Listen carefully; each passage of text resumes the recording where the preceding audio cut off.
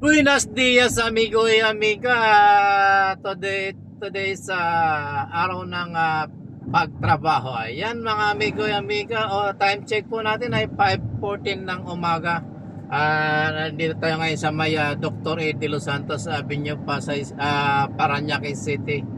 Ayan mga amigo, pamali-mali ang inyong amigo dahil medyo hindi maganda yung pakiramdam, medyo masama ang pakiramdam natin, pero kailangan natin maghanap buhay para sa ekonomiya, ng pamilya at ng Pilipinas. Ayan amigo, tuloy-tuloy tayo at sana wag tayo magsasawang suportahan yung ating channel o yung panoorin yung ating mga video mga amigo. At talagang ganito ang buhay ng isang driver amigo.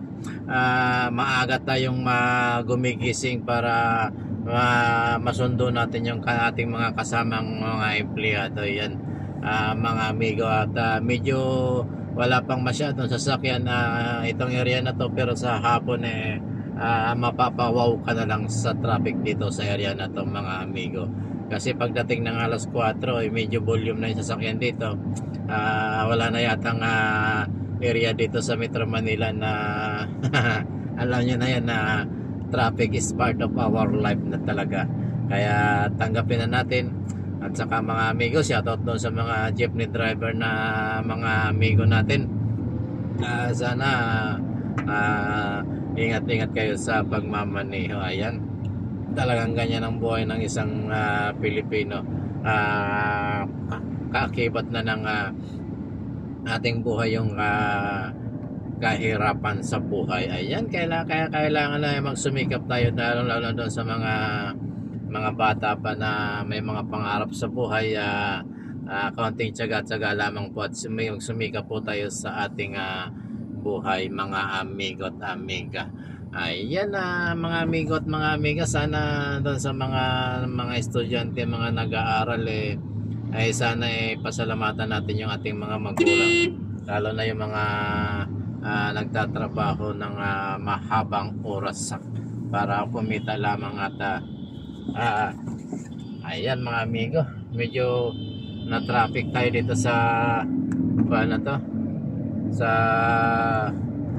dito sa area na to, kasi yung truck tumigil at bigla na namang umabante. Ngayon nagmamadali siya ngayon ayan mga amigo. At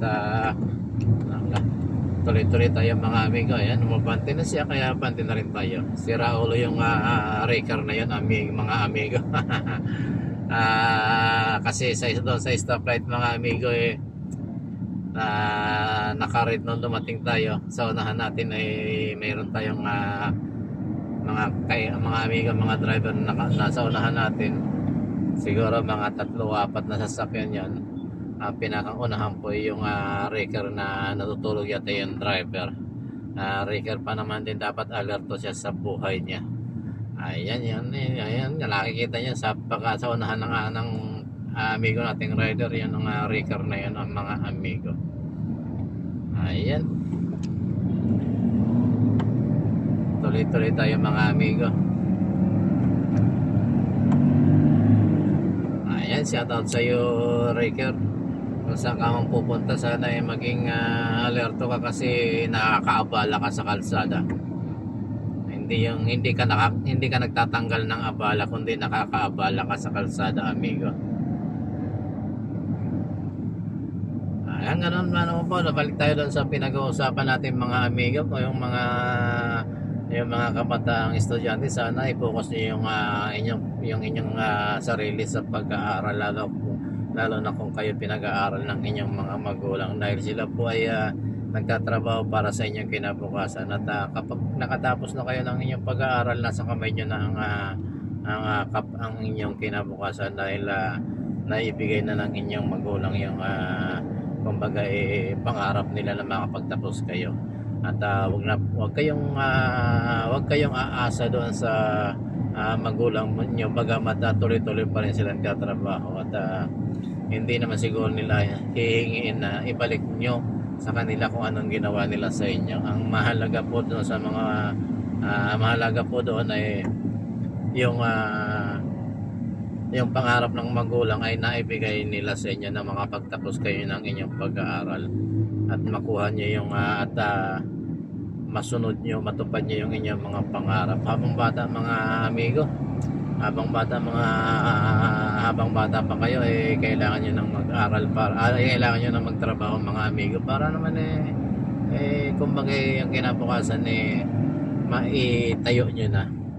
Kumbaga sa pagtatayo ng bahay mga amigo yung mga poste na matibay kailangan nyo nang mabuhusan ng pundasyon para tuloy-tuloy ang ginhawa mga amigo. Nagulat ako doon mga amigo, mayroong batang estudyante na biglang tumakbo. Napapreno tayo ng konti mga amigo. Ayan mga amigo, yung mga amigo ng mga estudyante na nag-aaral, sana tuloy-tuloy lang po tayo sa pag-aaral at focus po tayo doon sa ating goals sa buhay. Ayan mga amigo, at shoutout po sa aking pamangkin na pupunta ng ibang bansa at lagi kang mag-iingat dyan sa abroad at sana matupad mo yung iyong pangarap sa iyong mga anak. At alam mo naman ang buhay ng isang OFW, malungkot talaga yan, kaya kailangan mo siyang pagtiyagaan. Kung ano man ang magiging trabaho mo doon, ang tanging sandalan mo lamang po dyan ay ang Panginoon. At huwag mong kalimutan magdasal sa lahat ng oras, kasi yan lang ang ating sandalan dyan at sa kalungkutan at sa lahat ng problema. Kaya kung ikaw may problema dyan sa magkakaroon ng problema at hindi naman mawawala sa ating buhay ang problema, huwag kang makakalimot tumawag sa Panginoon at i-share sa family yung iyong problema o iyong nararamdaman. Kaya ingat-ingat lang at huwag mong isipin yung lungkot. Ang lungkot nandyan lang yan sa isang OFW. Kakambal po ng buhay ng isang OFW yung kalungkutan, kasi yan talaga ang buhay ng isang OFW. Ang mararanasan mo yung homesickness at saka yung kalungkutan. Hindi masamang umiyak, pero kailangan na magdasal ka at okay lang kung napapagod. Ang mahalaga kaya pa yan, kayang-kaya yan. Wag kang susuko. Okay lang na mapagod, pero yung sumuko, wag kang susuko. Labanan mo ang lahat ng problema na darating sa iyong buhay dyan sa abroad. Ayan mga amigo at amiga, dito na po tayo sa ating pick up point sa Parañaque City.